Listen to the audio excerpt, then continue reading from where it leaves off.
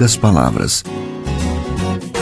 Um olhar sobre o mundo, a vida e a sociedade, à luz da Palavra de Deus, com Augustus Nicodemos. Bem, estamos nós de volta aqui no nosso programa Em Poucas Palavras. Estava com saudade de dizer isso. Estou aqui de novo no programa Em Poucas Palavras, pastor. Eu também. Graças a Deus que a gente pode recomeçar. Então, pois é, 5ª temporada do programa. Graças a Deus por isso. Programa 210. 210 programas. Exatamente. E a gente aproveita para falar um pouco sobre o livro, né, Natson? Então, está chegando. Está chegando. O Mundo Cristão está trabalhando na feitura do livro e ele virá em 2 volumes. Né? São 210 programas. Eles acharam que num volume só não cabia, não. Vem 2. Em 2 volumes, então. Que bom. Legal. Muito jóia isso aí. Tem muita gente perguntando, toda hora a gente recebe aí nos meios de comunicação que a gente tem, de interação com o ouvinte, que são o e-mail, o WhatsApp, enfim. E às vezes a gente encontra também por aí algumas pessoas dizendo, cadê o livro? Cadê o livro? Né? Verdade. Também tenho recebido questionamentos a respeito disso. Então, que bom. Então estamos começando a nossa 5ª temporada com o programa 210 e desde já agradecemos a sua audiência. Obrigado sempre. Nós estamos aqui mais uma vez, recomeçando essa nova etapa.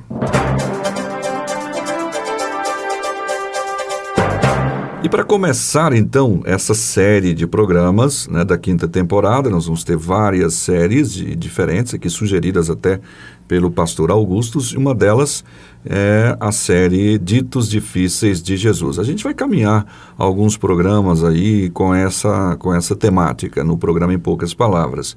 Ditos difíceis que a gente encontra de Jesus, ou que pelo menos as pessoas consideram com certa dificuldade de entender o que está sendo dito por Jesus.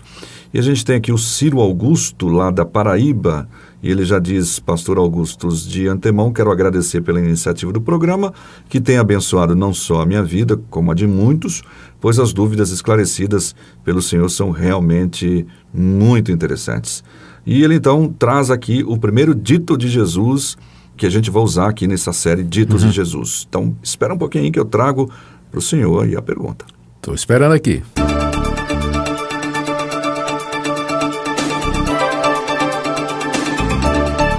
Pois bem, o Ciro, pastor Augustus, diz o seguinte: gostaria de saber a que geração Jesus se referiu nessa passagem de Mateus capítulo 24, versículo 34. Que interpretação pode-se ter quando ele diz, em verdade vos digo, que não passará esta geração sem que todas estas coisas se cumpram. Então ele está fazendo referência a uma passagem, obviamente que o senhor vai trazer todo o contexto dela. É com o senhor. Tá certo. Muito obrigado, Natson. Obrigado aí ao Ciro Augusto pela pergunta sobre esse dito, essa declaração difícil de Jesus. Antes de entrar na explicação da passagem, eu gostaria de fazer algumas observações. A primeira delas é que há realmente ditos, expressões, frases, declarações, não somente de Jesus, mas também dos demais autores do Antigo e do Novo Testamentos, que são difíceis de compreender. A nossa dificuldade não reside no fato de que a Bíblia está errada ou que ela contém contradições, mas no fato de que a Bíblia é um livro antigo, foi escrito em línguas que não se falam mais, os seus autores todos já morreram, esses livros foram escritos num contexto e numa cultura que não existe mais, que é a cultura do Antigo Oriente, e, portanto, esse distanciamento entre nós e a Bíblia acaba causando dificuldade na compreensão de algumas passagens. Mas é importante também aqui ressalvar que, embora a Bíblia tenha ditos difíceis de compreender, nenhum deles fere ou prejudica a mensagem central da Bíblia, que são os atos salvadores de Deus na história, culminando em Jesus Cristo, nosso Senhor e Redentor, que morreu pelos nossos pecados e ressuscitou para a nossa justificação. O plano de Deus, quem nós somos, de onde viemos, a obra completa de Cristo, o que Deus ainda vai fazer aqui na história do mundo, essa mensagem é muito clara. E esses ditos difíceis, eles em nada prejudicam a sua compreensão. Ou seja, a Bíblia não vai se tornar uma coisa indecifrável por conta dessa questão. De jeito nenhum. Ditos, né? Ao contrário, esses ditos difíceis são um desafio, né? Para que nós estudemos mais, que nós nos concentremos a compreender a palavra de Deus e procurar tirar lições preciosas desses ditos, que podem ser difíceis, mas são instrutivos também. A segunda coisa que eu gostaria de dizer é que esse dito em particular, que o Ciro está citando aí, ele está na área de escatologia. Ele está lá ao final, ou em meados do famoso sermão escatológico de Jesus. A escatologia trata com as últimas coisas e nós sabemos que é uma área de reconhecida dificuldade.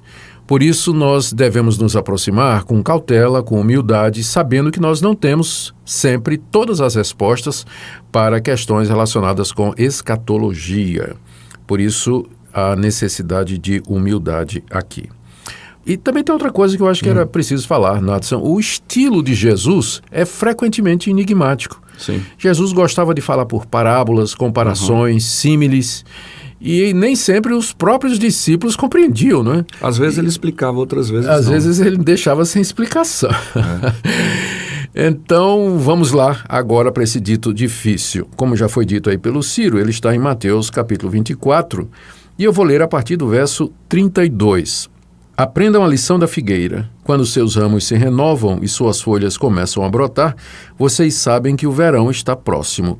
Assim também, quando virem todas estas coisas, saibam que ele está próximo às portas. Eu lhes asseguro que não passará essa geração até que todas estas coisas aconteçam. Os céus e a terra passarão, mas as minhas palavras jamais passarão. Essa declaração de Jesus de que essa geração não passará sem que essas coisas aconteçam, essa declaração está no meio do seu famoso sermão escatológico, encerrando a descrição que ele dá das coisas que haveriam de acontecer. Então ele começou falando dos sinais que haveriam de acontecer, prenunciando a vinda dele. Falou de guerras, falou de terremotos, fome, sede, falou do surgimento de falsos profetas, falou do surgimento da perseguição contra os seus seguidores, falou a respeito da discórdia familiar entre os pais e os filhos e parentes, tudo isso por conta dele. Falou que o evangelho seria pregado no mundo todo antes que viesse o fim. Então, todas estas coisas são sinais a que Jesus se referiu como sendo confirmações de que a sua vinda é certa. Note, Natson, que é importante nós já termos em mente que aqueles sinais que Cristo descreveu, eles não visam estabelecer uma espécie de cronograma ou calendário, a ponto de que se possa marcar, a partir destes sinais, a data da vinda de Jesus Cristo, como infelizmente alguns grupos têm tentado através da história da igreja e todos erraram. Exato. O objetivo daqueles sinais que Jesus falou, guerras, rumores de guerra, fome, epidemia, peste, terremoto, maremoto, a perseguição, a apostasia de muitos, a pregação do evangelho, estes são sinais que confirmam a palavra de Jesus, de que ele é o Filho de Deus, que ele é onisciente e que também as palavras que ele pronunciou sobre sua vinda, que ele voltaria em glória, de forma visível, pública, para julgamento, aquilo haveria de acontecer. Então, é isso que vai servir de chave para entendermos aquela declaração de Jesus. Eu vou reler aqui, ó. Sim. Ele usa a figura de uma figueira, né? Ele diz que quando uma figueira começa a brotar, as folhas começam a brotar e os ramos se renovam, então o judeu sabia que o verão estava chegando. Então aquela renovação das folhas, dos galhos, tudo aquilo prenunciava a chegada do verão. Isso. Em seguida Jesus diz, da mesma forma, quando vocês virem estas coisas, saibam que ele está próximo às portas. Quem é ele aqui? Ele está se referindo a ele mesmo. É ele mesmo. Né?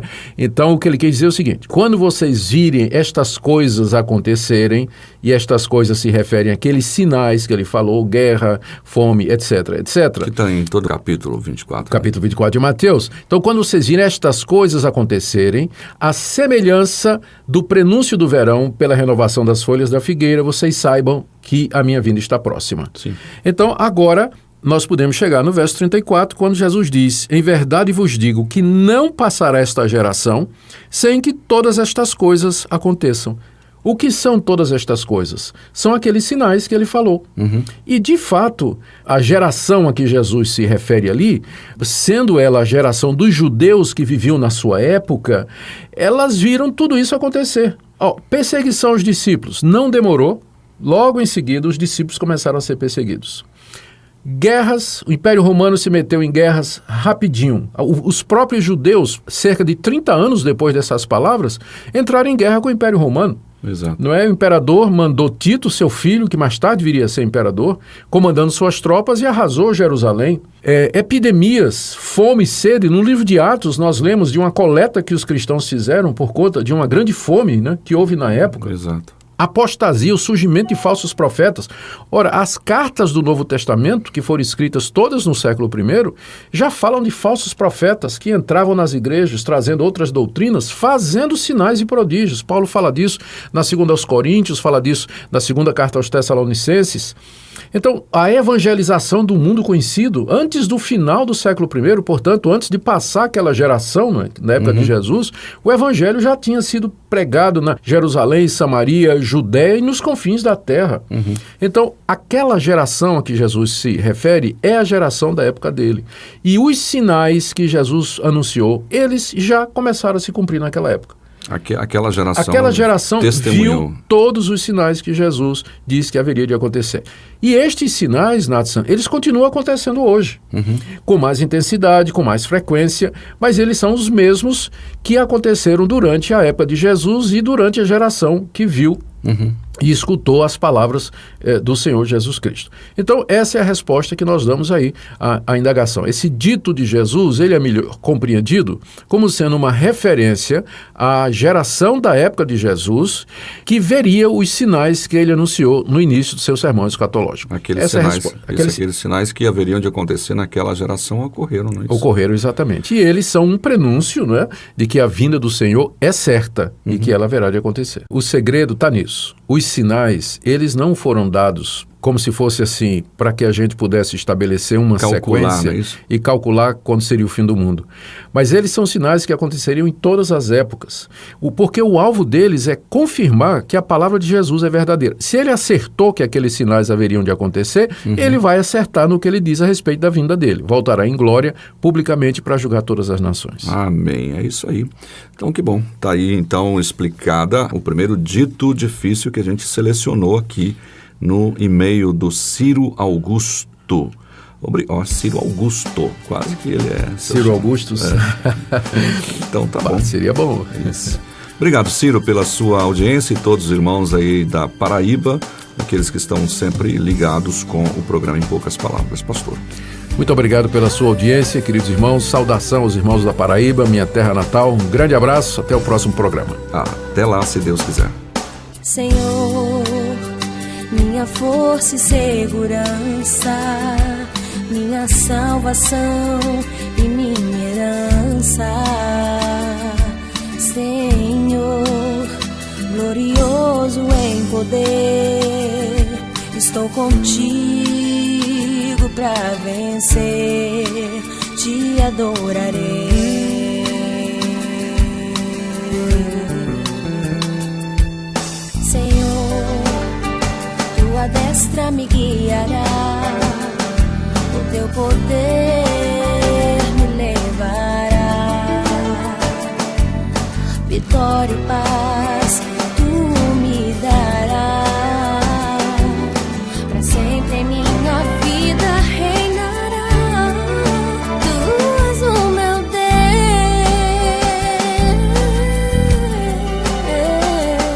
teu nome é Senhor, te louvarei.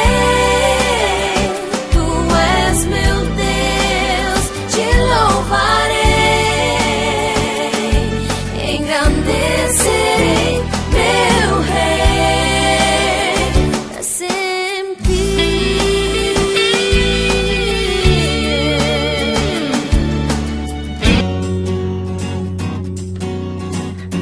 Em poucas palavras, um olhar sobre o mundo, a vida e a sociedade, à luz da Palavra de Deus. Apresentação, Natsan Matias. Comentário, Augustus Nicodemos. Um programa da Primeira Igreja Presbiteriana de Goiânia, Rua 68, esquina com 71 Centro. Visite o nosso site www.pipg.org. Apoio Seminário Presbiteriano Brasil Central, Goiânia.